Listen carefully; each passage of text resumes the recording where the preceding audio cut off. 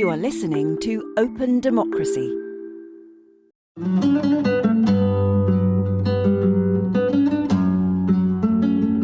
I Am Not Your Refugee, a podcast in collaboration with some of the refugee community organizers, activists, and artists working to challenge stereotypes around migration. With thanks to the Pulitzer Center for funding support.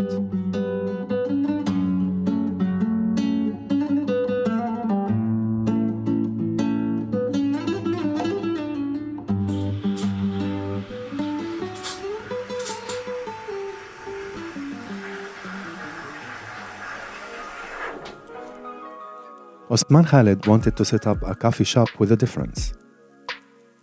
Haven Coffee is a social enterprise, a cafe with a mission of breaking false narratives around migration. It gives free barista training to refugees and runs visual and performing art events with refugee artists. They are La Fuccino comedy gigs, are regular events in East London, with comedians of refugee or migrant background. Our reporter, Barbara Flood, went for a coffee and a chat in Osman's Cafe in Walthamstow, London.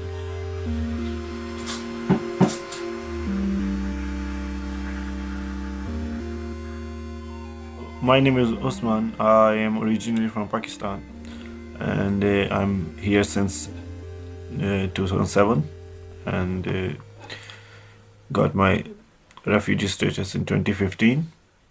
I was not applying for the asylum to get asylum because I wasn't 100% sure that I will definitely get it. When they sent me to detention center, then I had no other choice. So that was the time when I applied. Okay, what was the detention center like? It's like a fairy tale, but opposite to a fairy tale. Very hostile and very dark and very sinister place, if I may say. So yeah, it's a extremely hostile a building with extreme hostility inside. I've been there 50 days. So on 50th day I won my case and I got my status.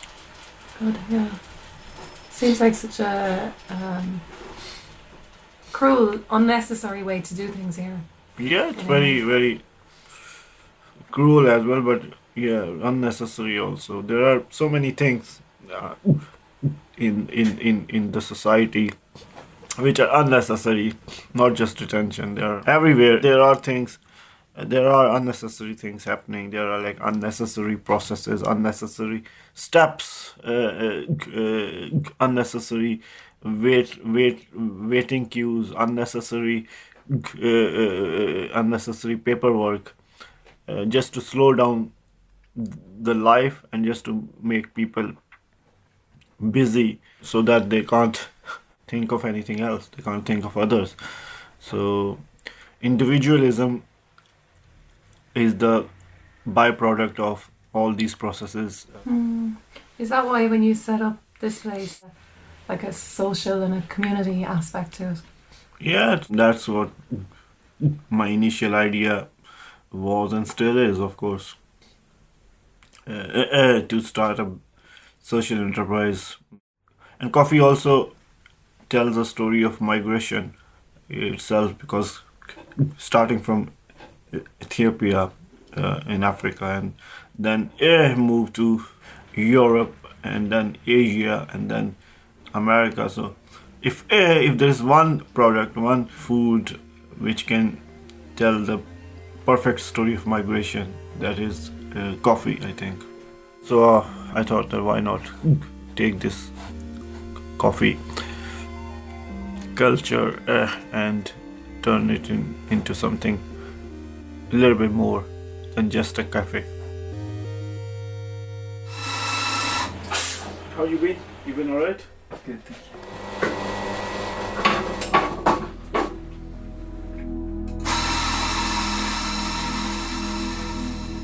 One of the most vibrant and diverse and economically booming city in the world in that city there was things, dark things happening in a detention center.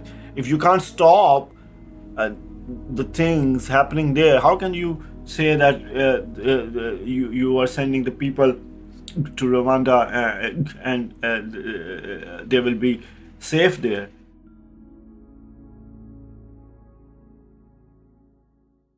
Among all the art forms, I think comedy is an art form where you have bigger pitch to play on. So you can say things as a comedian on a stage which you can't say otherwise. Well, that is changing also, unfortunately, now, because now there are so many things. There are so many things coming up. You open your mouth on a stage and there is always someone to come and slap you. Oh, Chris Rock. Yeah, poor Chris Rock. Yeah, but still, comedy. I think comedy is a way where you can say things without offending people, but you still say what you want to say. You still convey your point. Yeah. Do you have any favorite comedians? In stand-ups, and now this is where it probably gets controversial. I really like Jimmy Carr, his comedy. Yeah. I really like dark humor, which he does. And then I really like Diane Morgan.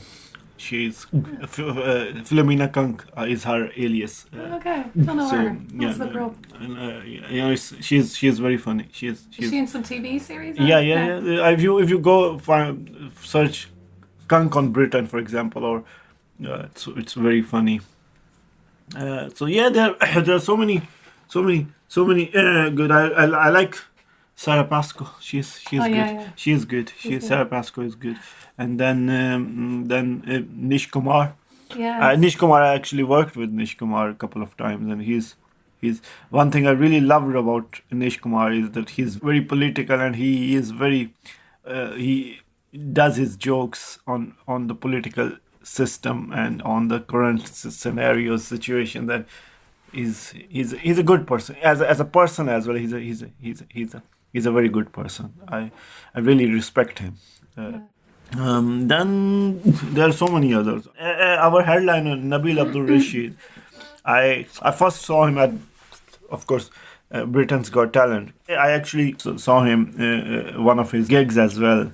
He's very good. He's very talented. I really like him. And then the other comedians, Stella Graham. Stella Graham is she's very funny. She's extremely funny. Momer, who is our MC. He's an amazing guy. If he's not late, then he's amazingly funny. And then these other the comedians, Kashisha, Salam, Arash, Teddy. They all are refugees and very new. Some of these are having their first gig, and some of them have like 3 or 4. They have done 3-4 gigs or a couple of gigs, so they're very new, but they're all very very funny in their own way. They're all very good. So this is the idea, to work with the very young refugee comedians who wants to start comedy, and then maybe and bring 1 or 2 people who are like which they called old horses of the game. So to have a mix up where it will be a balance between the social mission and ticket sales as well. Yeah, that's cool.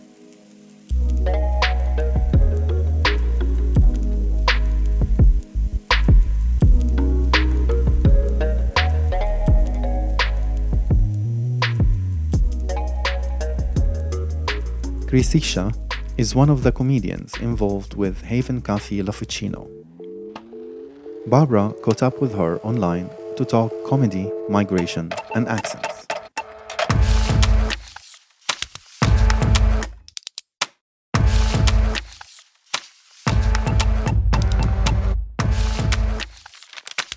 And what it's nice about the comedy, that it allows you to take an unusual standpoint on things that you don't normally hold. So you can play around with the idea of experimenting with unusual opinions, weird opinions that nobody would normally hold. And it's really nice to be finding those, because I think there's something powerful about it, about playing with the idea of polarization, and how we all get into this mindset that there are two sides to every cause, and I think comedy allows you to explore that and break that a little bit in a non-violent and wacky way. Good. I mean, how do you see that relating to like refugee issues as well, and migration and those kind of topics? I think it's really powerful when people who are in the predominant media narrative about refugees, who are usually subjected to all sorts of scaremongering and victimizing, and even the empathetic narratives, the sort of progressive narratives, they can be full of pity and disempowering people. But if a person can joke about their own situation, they've put themselves in control of the narrative, and they've also put themselves in the position of power, I think, in that moment. And that I really, really love watching that, because it turns everything on its head. And again, it's showing that the narratives we're consuming via media are really quite flattened, really. They're really rubbish. That's a good point, actually, because yeah, I mean, I know even a lot of the well-meaning stuff, well, it's patronizing and it's boring, and it's like, you're kind of going, okay, grand, poor refugees, blah blah blah. It's like, that's not the people I know. No, absolutely, and it becomes such a pitiful label, and it's not, and it's, yes, the circumstances of the person are very difficult, but the resilience that people have to cope with the situation is really extraordinary, and that should be celebrated. Like, how did you get involved with Usman? So Usman was part of No Direction Home, and I joined, I feel, just before COVID started, so just before 2020. So we did a couple of gigs together. He seemed to have liked me, which is nice. And then he invited me to be part of his gigs, which he runs with Haven Coffee. They employ people who have a refugee background and different experiences of migration to work with them. And it's a social enterprise. So as well as it's a coffee shop, it's a very community-oriented coffee shop. And they do lots of cool events, especially around comedy and visual arts. Yeah. What I liked is that whole like challenging narratives around refugees and migration and that kind of stuff. It was, was that a big part of getting involved with it as well, is because of their ethos? Yeah, absolutely. Absolutely. I think, what is also nice about it is that it's broadcasting different people with different experiences of migration, and it's just this element of creating connections and finding commonalities between different experiences and different perspectives is quite powerful as well, I find. Also, sometimes when we laugh about our own issues, our own problems, our own parts of ourselves that we don't always like, we process them a little bit better, and I think that's really cool. One thing that is really powerful about migrant-made comedy is, and it might seem like a very obvious, simple thing, but the opportunity to hear different foreign accents on stage is actually, we don't experience that in British comedy or in British film or theatre nearly enough. So I think that is hugely important to kind of get used to the idea. And it's not about huge political statements, but at the same time, it is a political statement, as in, we're here. We're here and we're making art and we're making things happen.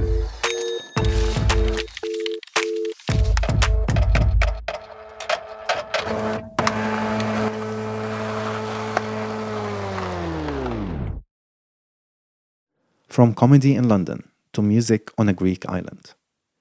We head to Mytilene, Lesbos, where Barbara meets Ramos Montana, a Saudi Arabian Somali artist on the island. Young Flip, baby. Young Flip, baby. Sheesh. She did that. Time it is, man. She told me that she love me back. I ain't Lyra. She told me back I need you, but I ain't Lyra. I know you need me, baby girl, but I ain't Lyra. But my mama even told me, nigga, yo, I ain't Lyra. She's right. She told me that she love me, but I ain't Lyra. She's right. Yo, what's the boy? This is Ramos Montana, man. Young Flip, you know what I'm saying? Yeah, man, I'm an artist who grew up in Saudi Arabia. KSA, back in the hood. Yeah, hood blood, cause Jeddah City. You already know what that is, man. I'm from Jeddah City, man. You feel me? And I started singing in 2018. Hello. I broke up with my ex, let's say. So I guess sad boy. Hello, do you hear me? I was talking only about relationships and love and all that good stuff, you know. All that sad boy used to listen to my music and they're gonna say like, "Oh, I like your music, bro. You been sad for real." And I was like, "Yeah, man, I'm sad, man. I miss my ex."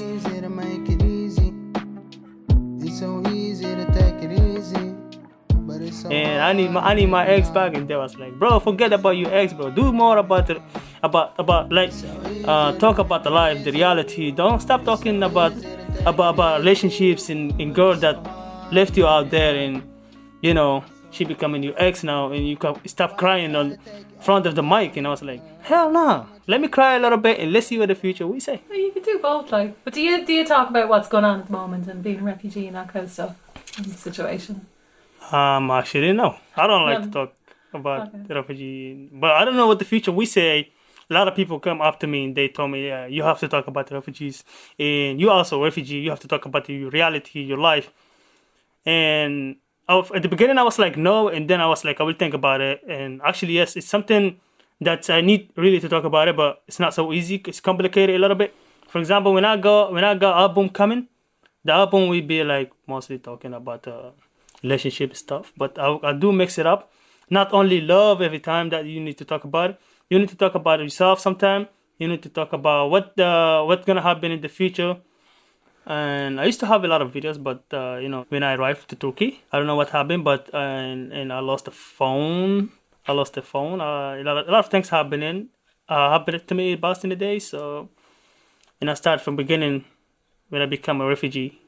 And I was like, okay, let's go ahead. Nothing impossible, you know. Life keep going, and you have to keep push yourself out.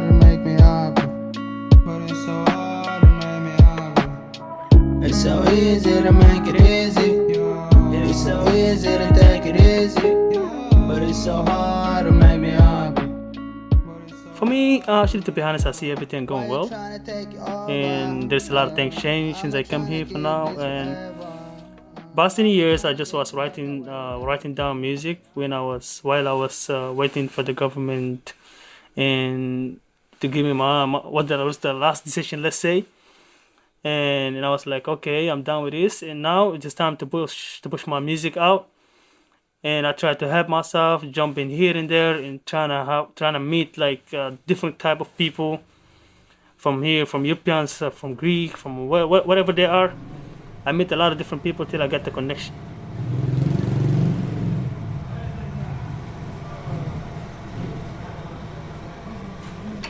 Saying the black hole, the place for my soul. You already know if you want. Got to saying the black hole, the place on my soul.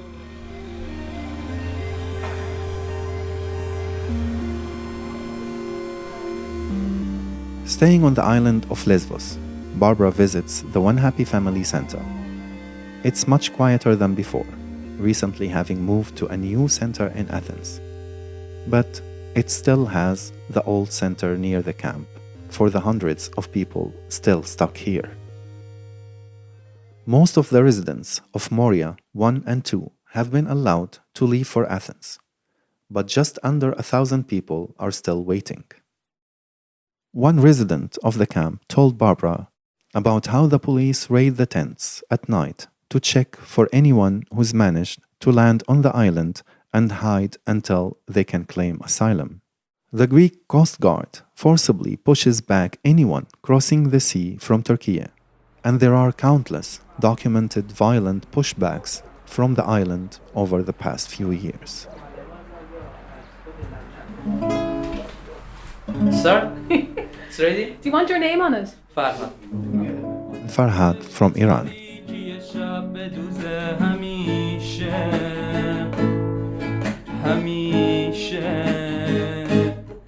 شبا بیدار و روزا خیره به عکست ای شده کارم دیگه طاقت ندارم دلم میخواد یه جایی اونور دنیا خودمو جا بذارم آخه عادت ندارم تو که نباشی خوابم نمیره خیلی دلم میگیره فراموشم نمیشه. And that song it's for Murtaza Pashai,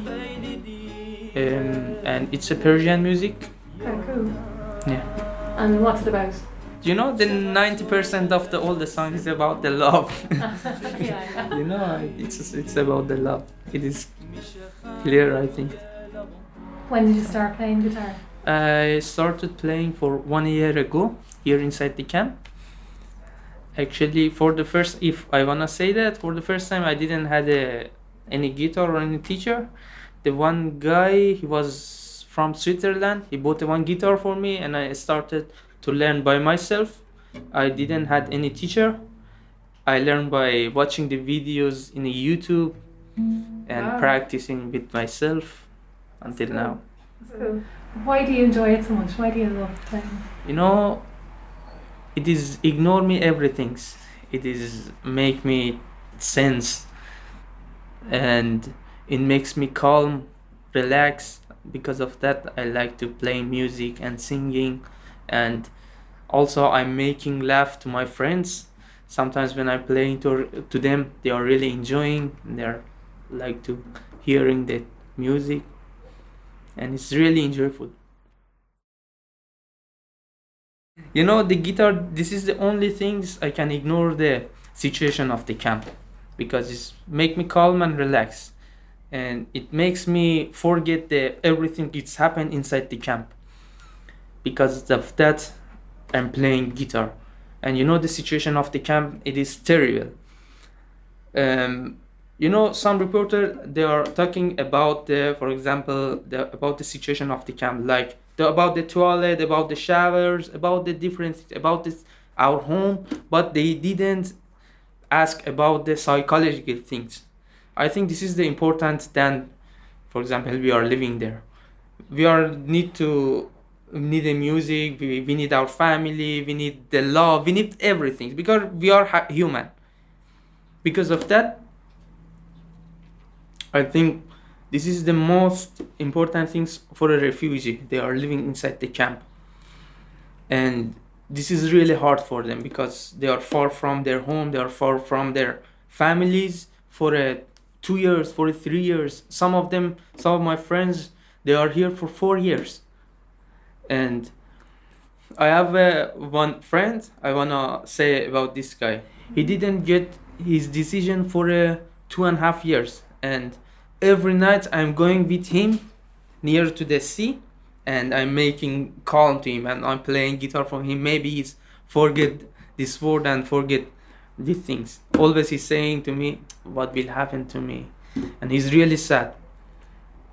About his psychology things, he has a problem. He don't know what should he do. And I think this is the important than for example, our house, our shower, our other things. Yeah, our psychological things. Definitely. It is really important. Having hope. Yeah, and having hope and future for working. Everything is walking in front of our eyes, and we are just looking at it is not happened yet.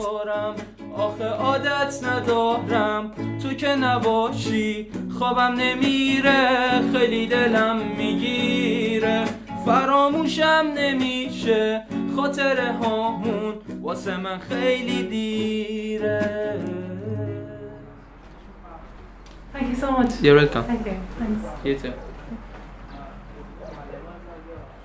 I don't think that refugees need over pity behavior, and they, of course, but then they don't want someone is taking a piss out of them, out of their situation. So just treat them as you treat anyone in trouble.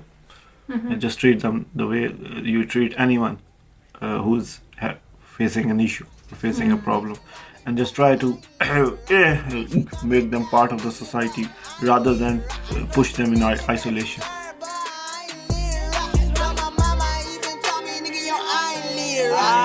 Baby queen said, "Babe, I need you on my side." My baby queen, I'm really sorry, you know I lead rock. I be thinking if I get that baby, I'ma gon' die. I be thinking if I get that baby, I never gon' survive.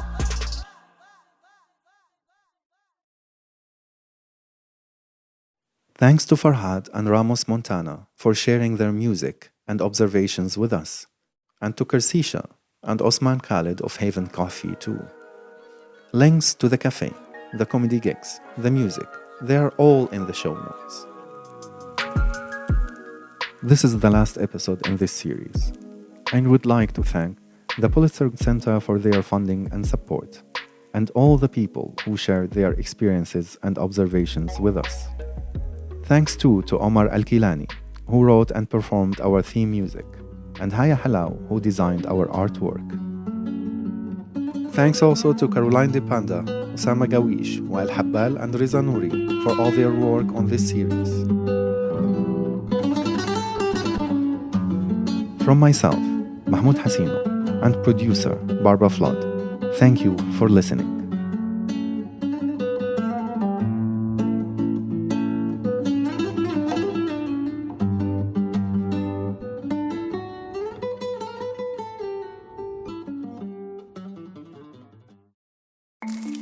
You've been listening to a podcast supported by Open Democracy.